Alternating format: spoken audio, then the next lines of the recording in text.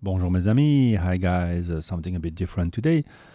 Three unusual timepieces, and I got to get hands-on with them when I visited the backwatch department here in Hong Kong, a specialist of independent watch brands, super high-end watches, most of them in excellent condition, like the one we have here, rare the Bethune DBS W in a white gold. This is a bit from the first generation.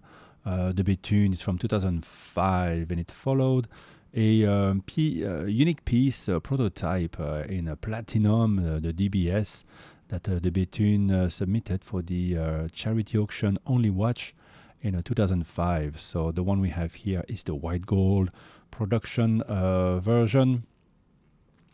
And while it doesn't have the some of the advancements of the next generations, the resilient balance bridge, the triple shock resistance, or the flatter steel fixing springs, you still have a lot of very avant-garde elements in terms of the sizing. It is 42.5 millimeter, and really the on the wrist, the lug to top of the watch is about 45 millimeter. The You have a hinged lug at the 12 o'clock. The crown is at the 12 o'clock to adjust the time. At the 6 o'clock, there is actually a moon phase in platinum and blued steel, hemispherical representation of the moon. The balance bridge is actually a nod to the Star Trek logo, and at the back you have the power reserve. So very unusual presentation with this horseshoe shape, and the pricing actually is somewhat reasonable, I believe, for a bit of a piece of independent watchmaking history. A word about the brand, of course, created in 2002 by vintage watch dealer David Zanetta, and of course the French super watchmaker Denis Flageolet, who's well known to be very hands-on with materials, forging unusual shapes, and currently the brand is owned by the 1916 company, formerly known as the Watchbox. So there you go. You can discover this link in the description at Backwatch Department. It is available at the time of this video for purchase. But would I wear it? Well, as you can see, it wears quite well on my wrist, 17 centimeters.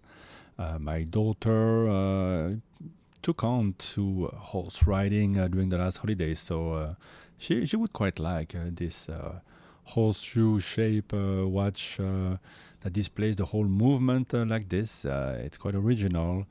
But yeah, it's not really my style, not yet. But yeah, I can understand what people like about the Bethune watches. It's certainly different, extremely well made. Second watch, very avant-garde as well. This is by the brand Hautlence. Hautlence, the anagram of a Neuchâtel brand founded in 2004, playing with the design codes. The design here actually has the same ratio as a television screen, 16 by 9. The watch is 43.5 millimeter by 37 millimeter. It is in 18 karat white gold, and that's a lot of white gold. It is extremely substantial, if not heavy. Manually wound, fully in-house caliber, beautifully finished 24 joules, running at 3 hertz with at least 40 hours of power reserve. Now the functions, very cool. You have the retrograde minutes, the jumping hour. You can see on the disc there as if a little light was shining at the passing of the hour on the next numeral, and you have small seconds as well. So this model, the HL04, was produced around 2010. It is a limited edition of 88 pieces. Well, how many such opulent timepiece can you really produce and hope to sell? I think the brand had its up and down, but it's still very much active. And you can see here at the back of the watch, beautifully finished movement, very original. And unlike the new Patek Cubitus, the movement here is made for this case. It is rectangular, 16 by 9. So there you go. Maybe you are interested in picking one of these up, which would have been very expensive originally. But a backwatch department here in Hong Kong, I don't work for them, but I work with them to present you some cool watches, to discover them myself and educate myself, and hopefully you along the way to what's been done, what is being done. You can get this timepiece for 150,000 Hong Kong dollar, which takes us to the third timepiece. This one a bit more mainstream by Montblanc.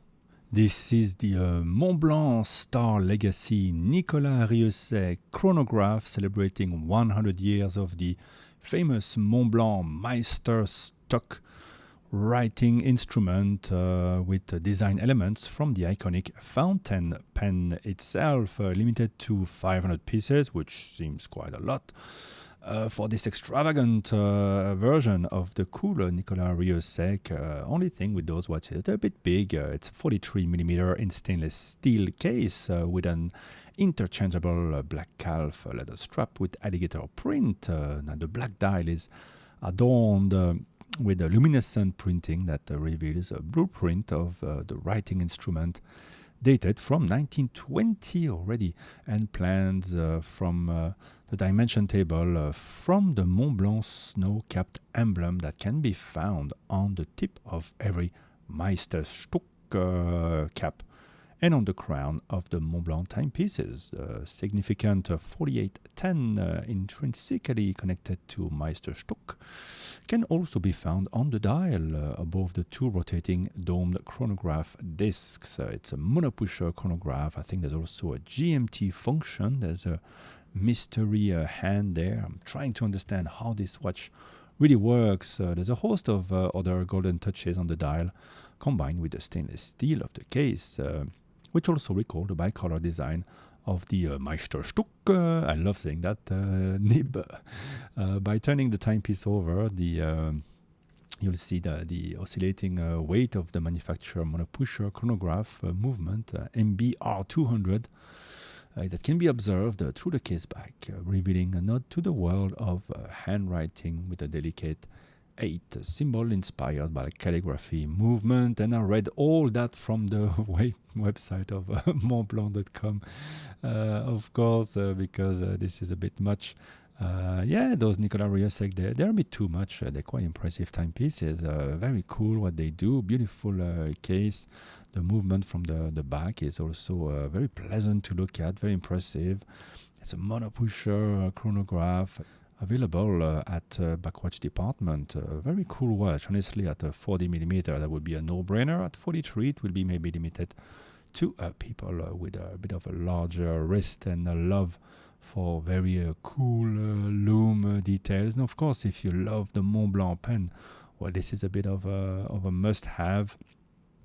So let's play a bit more with it. But I really like the little design there at the 6 o'clock.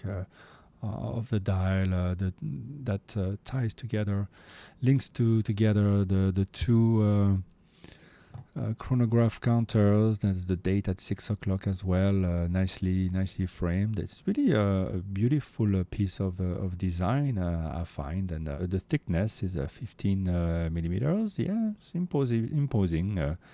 50 millimeters. That's what it takes to make a watch that does a lot of cool functions. But nevertheless, let's end maybe with a cool wrist shot. It is totally wearable on my 17 centimeter wrist. How many inches is that? You tell me. I have no idea. I'm all about the metric system. So let's look at it a bit closer since I have the footage. We have a Breguet numerals here, and it's a nice. And of course, let's bring the loom and discover a bit like a parchment what we have on the dial. So Yeah, it is supposed to represent. What is it? What is it supposed to represent? A whole bunch of hieroglyphs, let's say. Okay, guys. Bye bye.